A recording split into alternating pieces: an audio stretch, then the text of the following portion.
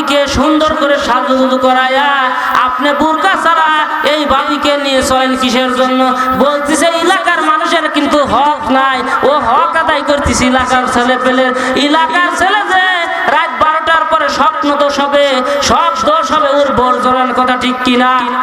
Zoran কথা ঠিক কিনা? সব দোষ হবে ওর বোর, কারণ ওর বউ যে হচ্ছে গা ওই সাজুগুজু করিয়ে উন্নাটা গলায় দিয়ে নিয়ে যাচ্ছে। ওই যুবক ওই কথা যখন মনে করবে, আরে কি দেখে আসলাম রে, তখন ও রাত্রি মনে করেন সব শেষ হওয়া যাবে। জোরের কথা ঠিক কিনা? আমার বন্ধুগণ, আমার ভাইরা, আমার মাঝে মাঝে ইঙ্গিত দিয়ে কথা বলতে হয়, শুধু আলোচনা করলে আলোচনা বুঝবেন না, কারণ আলোচনার মাঝে একটু প্রেক্ষাপট দিতে হয়।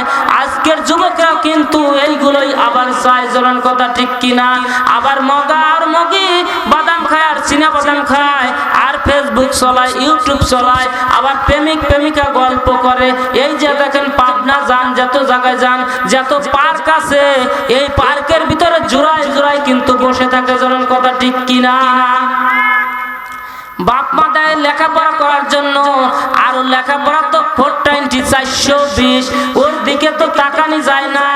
ও চুল লাল করে, মাথাটায় লাল করে, চুল এইরকম করে সাজুগুজু করে কাটে। আবার অনেক মেয়ে আছে টাইট ফিটিং জিন্সের প্যান্ট পরে। জোরের কথা ঠিক কিনা? আরেকদিন আমি বাজারে গেছি বাজার করার জন্য, একটা বোন, সুন্দর বোন, একটা যুবতী মহিলা দেখি যে বুরকা এরকম করে সুন্নি করছে, ওর পায়ের নিচে দেখলাম আমি টাইট ফিটিং জিন্সের প্যান্ট পরা। আমাকে আরেকজন বলতেছে, হুজুর আপনার তো টেজে ওয়াশ করেন, এই যে দেখেন বুরকা কেদ দেখে বুরকা এরকম করে উঁচু করছে, অমনিতে জিন্সের টাইট ফিটিং প্যান্ট পরা পড়ছে। এই যখন জিন্সের টাইট ফিটিং প্যান্ট পরা যাবে না, আপনারা বুরকা পরবেন হলো কালো ঢিলা ঢিলা বুরকা। আপনারা কেন টাইট ফিটিং প্যান্ট পরেন? কিসের জন্য প্যান্ট পরেন? আবার এক শ্রেণীর যুবক আছে এই টাইট ফিটিং প্যান্ট পরে আবার দাঁড়ায় পুশআপ করে, এমন প্যান্ট পরে যে ও তো পুশআপও করা যায় না, দাঁড়ায় ছাড়া কিন্তু পুশআপ করা যায় না। জোরান কথা ঠিক কিনা? জোরান কথা ঠিক কিনা? দাঁড়ায় পুশআপ করতে হয়। আবার এক শ্রেণী আছে টিস্যু প্যান্ট বলে। জোরান কথা ঠিক কিনা? কি প্যান্ট? Tissue pant. কয় হুজুর টিস্যু প্যান্ট পরলে মোটামুটি বসা যায়, এটা একটা বসার মতো ব্যবস্থা আছে। আমার বন্ধুগণ, আমার ভাইরা রে, যুবকদের চরিত্র নষ্ট হয়ে যাচ্ছে। যুবকরা তোমরা হুঁশিয়ার হয়ে যাও, কারণ একজন বউ নিয়ে যাচ্ছে আর বলতেছে, একজন আবার খ্যাত নিতেছে, এক সাহেব বউ নিয়ে যাচ্ছে আর ওই সাহেব আরেকজন জিজ্ঞাসা করতেছে, ভাই কাকে নিয়ে যান? বলতেছে, ভাই তোমার ভাবি আমার ওয়াইফকে নিয়ে যাচ্ছি। একজন খ্যাত নিতেছে, ও আবার বলতেছে যে আমি যেদিন বউ নিয়ে যাই সাজুগুজু করে আমিও এরকম ভাবে যাবো। যাওয়ার পরে যদি একজন জিজ্ঞাসা করে, ও খালি বলতেছে জিজ্ঞেস করে না কে, আমাকে জিজ্ঞেস করে না কে। একজন আর বলতেছে ও খালি ওয়াইফ মনে রাখতেছে। আজ 3-4 দিন ধরে কি মনে রাখতেছে? ওয়াইফ মনে রাখতেছে। তো আবার ওই দিন করছে ওর বউকে করছে, আমরা একটু সাজুগুজু করে চলো তোমার বাপের বাড়ি থেকে ঘুরে আসি গিয়া। তখন বাবার বাড়ি যাচ্ছে, বউ তো কলা গাছের মতো লম্বা, বউকে আগে আগে দিয়ে যাচ্ছে আর পিছ পিছ হাঁটে যাচ্ছে। এখন বলতেছে, ভাই এ কে যায়? বলতেছে, ভাই পাইপ হাতে করে নিয়ে যাইতেছি। বলতেছে কি পাইপ? বলবে যে ওয়াইফ হাতে করে নিয়ে যাচ্ছি। ও ওয়াইফ তো মনে রাখতে রাখতে ও তো অশিক্ষিত মানুষ, ও বলতেছে আমি পাইপ হাতে করে নিয়ে যাচ্ছি। এইরকম পাইপ মার্কা যুবক আছে কি নাই? আছে অবশ্যই। আবার এই যে মা বোনেরা, আরেকটা কথা আমার মনে পড়ে গেল, এই যে বুড়োগুলো ফিল আপ করেন, এই বুড়ো ফিল আপ করা হারাম হারাম হারাম। এই বুড়ো ফিল আপ করে জায়েজ নাই। আপনি কত সুন্দর আপনার ভুরু দিয়ে দিছে আল্লাহ পাক রব্বুল আলামিন, আর আপনি এই মোটা ভুরু, এত সুন্দর ভুরু, সেই ভুরু ফিল আপ করেন, পার্লারে যা সাইজ গুজ করে সাজুগুজু করেন। কার জন্য সাজুগুজু করেন? আপনার স্বামী কি বলছে যে ভুরু ফিল আপ করো? এই বেপরদা মহিলারা, বেপরদা মা বোনেরা, আমার আপনারা কিছু মনে করবেন না, আমি সব মা বোনদেরকে বলতেছি না, যারা এইরকম বেপরদা মা বোনরা আছেন তাই আজকে বলতেছি। আর আমার ভাইরা যারা আছেন, যার বউরা, যার স্ত্রীরা ভুরু ফিল আপ করে, তোর বউ ভুরু ফিল আপ করে, তুই কি চোখে দেখিস না নাকি? তুই কি গন্ধ?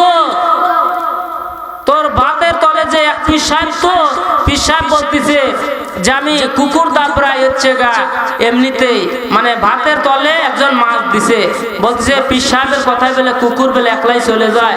তো পীর সাহেবকে বোঝাবার জন্য মনে করেন যে ভাতের তলে মাছ দিয়ে ভাত উপরে দিয়ে ঢেকে দিছে। তো পীর সাহেবকে বলতেছে হুজুর খান। তখন পীর সাহেব বলতেছে যে তরকারি কই? বলতেছে হুজুর আপনার কথায় না কুকুর যায়, আর এখন লিগে বলতেছেন আমি সব জানি, এখন ভাতের তলে যে তরকারি মাছ রয়েছে আপনি কি তা জানেন না?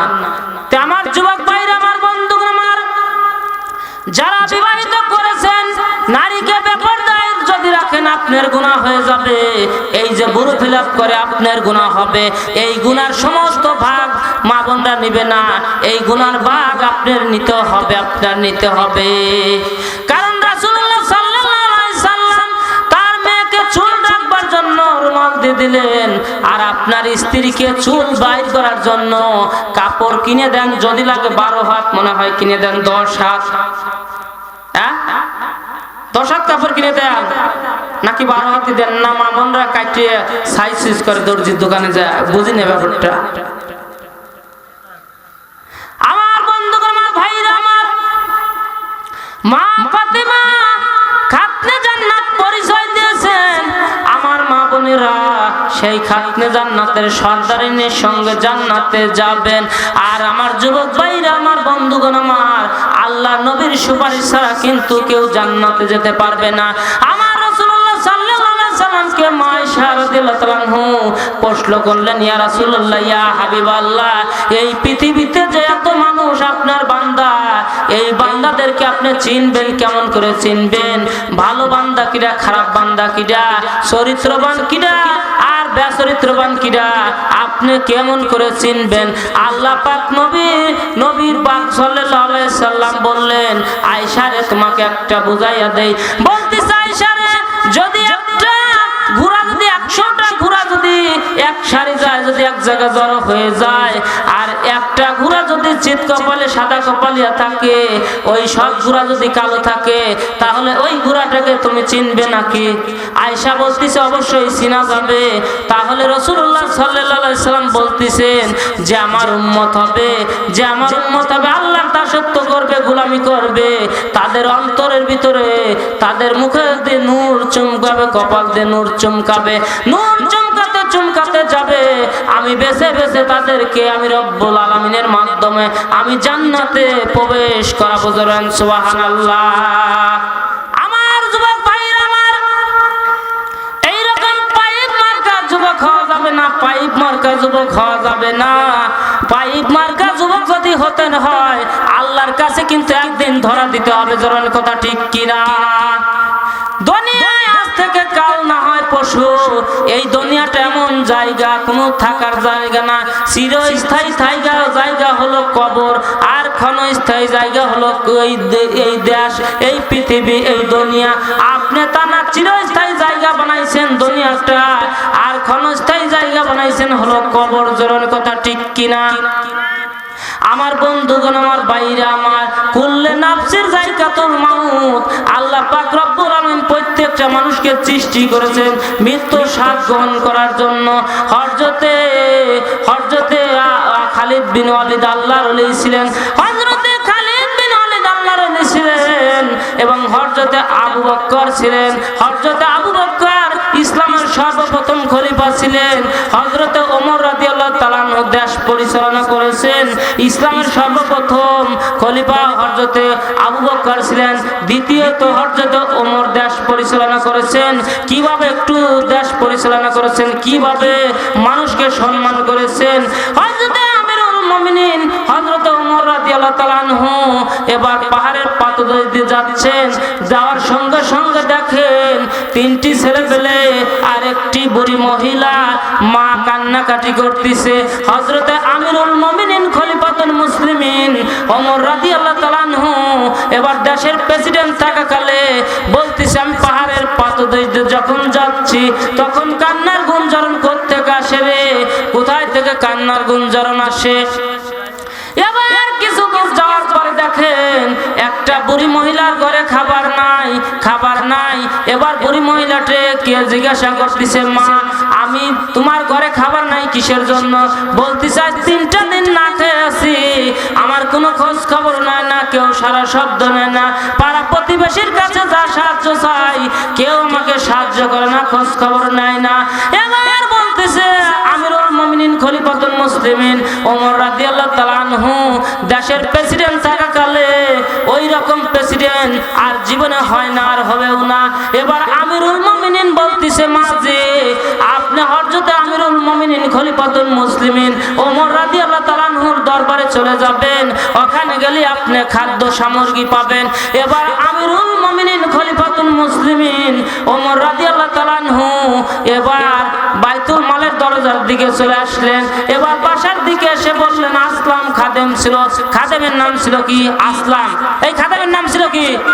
আসলাম। ওয়াজগুলো ভালো করে মনে রাখবেন, খালি এই কান দিয়ে ঢুকুন আর ওই কান দিয়ে বের করে দেন, এর নাম কিন্তু ওয়াজ না, এর নাম কিন্তু হাদিস না। জোরান কথা ঠিক কিনা? আজকে যা বলবো তা শুনে মুখস্থ করে রাখবেন, যাতে অন্য হুজুর বললে পর আপনাদের কথা মনে থাকে যে না আমার হুজুর এখানে বলে গেছিল, মাওলানা আবু হানিফ বলে গেছিল। জোরান কথা ঠিক কিনা?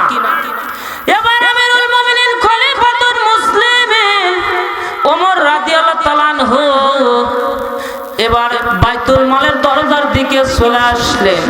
বাইতুল মালের দরজার দিকে চলে আসে আমিরুল মুমিনিন খলিফাতুল মুসলিমিন খাদেম আসলামকে বলতেছে, খাদেম আসলাম রে, আজকে যে দৃশ্যগুলো দেখে আসলাম এই দৃশ্য আমার করুণ হয়ে গেছে, আমার চোখ দিয়ে অঝরে ঝরঝর করে পানি আসতেছে। এবার খাদেম আসলাম বলতেছে হুজুর কি দেখে আসলেন, কি দেখে আসলেন? বলতেছে এইরকম 3 দিন যাবত অনাহারে আছে তিনটি বাচ্চা ছেলে পেলে আর একটি বুড়ি মহিলা। ও আসলাম রে, আল্লাহর দরবারে আমাকে হিসাব দিতে হবে রে আসলাম। তুমি বাইতুল মালের দরজা খোলো, তালা চাবি দিয়ে দরজা খোলো, চাবি দিয়ে তালা খুলে বাইতুল মালের দরজার দিকে খুললেন। খোলার সঙ্গে সঙ্গে এবার বলতেছে বাইতুল মালের দরজার মধ্যে থেকে তুমি আটা তরি তরকারি চাউল ডাল ইত্যাদি বস্তার মধ্যে ঢুকাও। এবার আসলাম যখন বাইতুল মালের দরজা খুলে চাউল ডাউল আটা ইত্যাদি তরি তরকারি বস্তার মধ্যে ঢুকালেন। ঢুকানোর পরে এবার হযরতে আমিরুল মুমিনিন খলিফাতুল মুসলিমিন ওমর রাদিয়াল্লাহু তাআলা আনহু বলতেছে আসলাম রে, এই খাদ্য আমার মাথায় বহন করে আমাকে উঠায়া দাও, আমি নিজে বহন করে ওই বুড়ি মহিলার মাটির সঙ্গে আমি দিতে যেতে চাই। এবার খাদেম আসলাম বলতেছে হুজুর আমি খাদেম আসলাম থাকতে আপনি কেন বাইতুল মালের দরজার এই খাদেম থাকতে আপনি কিসের জন্য এই কাজটা করবেন? আপনি খাদ্য কিসের জন্য নিয়ে যাবেন মাথায় করে? বলতেছে কাল কিয়ামতের দিন আসলাম আমাকে এই কাজ দাঁড় করতে হবে, আমি দাঁড় করব, আমি দাঁড়াবো, তুমি আসলাম দাঁড়াবে না, আমার খাদ্য আমাকে বহন করে নিয়ে যেতে দাও। এবার বাইতুল মালের দরজা খুলে আসলাম যখন খাদ্য ইত্যাদি তরি তরকারি এবার যখন বস্তার মধ্যে ভরে দিলেন, ভরে দেওয়ার সঙ্গে সঙ্গে এবার বাইতুল মালের দরজা খুলে দিয়ে আসলাম এবার হুজুরের মাথায় উঠে দিলেন, আমিরুল মুমিনিনের মাথায় উঠা দিলেন।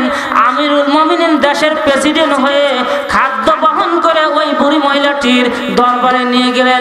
বুড়ি মহিলাটি দেখে এত খুশি হয়েছে, বলতেছে আপনার মতো যদি প্রেসিডেন্ট যদি থাকতো তাহলে আমি আজ 3টা দিন অনাহারে থাকতাম না, আজ 3টা দিন অনাহারে থাকতাম না। আমিরুল মুমিনিন খলিফাতুল মুসলিমিন ওই সময় পরিচয় দিলেন না যে আমি দেশের প্রেসিডেন্ট, যে বললেন ও মা এই যে খাদ্য তো এনে দিলাম, আপনি আগামীকাল আমিরুল মুমিনিন খলিফাতুল মুসলিমিন ওমর রাদিয়াল্লাহু তাআলা আনহুর দরবারে যাবেন। এবার আমিরুল মুমিনিন খলিফাতুল মুসলিমিন ওমর রাদিয়াল্লাহু তাআলা এরকম একটা মঞ্চের উপর চেয়ার উপরে বসা আছেন, যায়া দেখতেছে ইনি তো হবে আমিরুল মুমিনিন খলিফাতুল মুসলিমিন। এবার বুড়ি মহিলাটি যায়া আমিরুল মুমিনিন খলিফাতুল মুসলিমিন ওমর রাদিয়াল্লাহু তাআলা আনহুর পা যারা ধরে বলতেছে হুজুর আপনি যে আগামীকাল যে কাজটা করেছেন এটা কোনো প্রেসিডেন্টের কাজ হতে পারে না, এটা একমাত্র আল্লাহর ওলির মতো কাজ করেছেন, আল্লাহর নবীর মতো কাজ করেছেন। হুজুর আমার যদি বেদবি হয় তাকে আপনি মাফ করে দিন। এবার বলতেছে না আমার খোঁজ দেওয়ার দরকার ছিল আরো 3টি দিন আগে, কারণ আপনি 3টা দিন অনাহারে আছেন, এই 3টা দিনের হিসাব আমার দরবারে, আমার আল্লাহর দরবারে আমাকে দিতে হবে। জোরে বলেন সুবহানাল্লাহ। একটু জিকির করেন লা ইলাহা, আরো জোরে লা ইলাহা, আরো জোরে লা ইলাহা, আরো জোরে লা ইলাহা। হেরে আসিয়াই বলে প্রেম খেলা, ফিরাউন দিল কতই জ্বালা। আসিয়াই বলে প্রেম খেলা, ফিরাউন দিল কতই জ্বালা। নমরুদের অগ্নি কুণ্ডে, নমরুদের অগ্নি কুণ্ডে মুখে জপ ইল্লাল্লাহ লা ইলাহা, আরো জোরে লা ইলাহা, আরো জোরে লা ইলাহা। রহমাতাল লিল আলামিন নবী কুরআনে প্রমাণ, উম্মত বিনে কে বুঝিবে আমার দয়ার নবীর শান। লা ইলাহা, আরো জোরে লা ইলাহা। নবী আমার মদিনার বুলবুল, আমার আল্লাহ প্রেম করিয়া নামটি দিলেন হাবিবে রাসূল। জরান মারহাবা, আর জরান মারহাবা। ওই নবীজির ভুল বুঝিলে, ওই নবীজির সুন্নাত না মানিলে ঈমান থাকবে না। আশিক বিনে কে বুঝিবে আমার দয়ার নবীর শান। লা ইলাহা, আরো জোরে লা ইলাহা, আরো জোরে লা ইলাহা। লা ইলাহা ইল্লাল্লাহু মুহাম্মাদুর রাসূলুল্লাহ। সকলে বলেন সাল্লাল্লাহু আলাইহি ওয়াসাল্লাম। বাজান রে আমার বন্ধুগণ, সারা রাত যদি কোরআনের কথা বলি তাও এক আয়াতের কথা শেষ করা যাবে না, তাফসীর শেষ করা যাবে না। ও বন্ধু, কি বলবো মনের ব্যথা, কি বলবো দুঃখের কথা, আজও যায় না মনের ব্যথা। বন্ধুরে আমার মন খুলে কথা বলার মতো সময় আমার নাই, মন খুলে কথা আমি বলতে পারতেছি না, কারণ একটা জায়গায় আমি